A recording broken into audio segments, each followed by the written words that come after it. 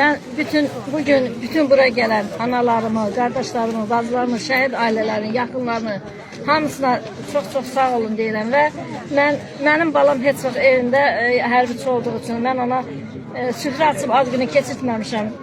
Bu da 37. yaşında babamın şəhid qardaşları cənnətindən gəliblər.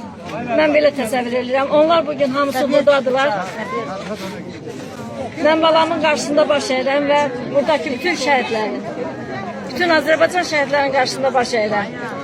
Əsəd, bu da bir qismət oldu. Sən öz cənnət qardaşları ilə bugün 37 yaşını tamam eləyirsən. Bizim ailəmiz bu abidəni, bax bu şəhidlərin xatirinə, bunların şərəfinə, bunların xatirəsinə ucaltmışıq bu abidəni. Mən istəyirəm ki, bütün Azərbaycan xalqı gəlsin, buranı ziyarət eləsin. Bu abidənin tikilməsində, ərsəyə gəlməsində Ağdam ictimaiyyətindən belə, icrasından belə, bütün Maya xanımdan tutmuş hər bir kəsə təşəkkür edirəm.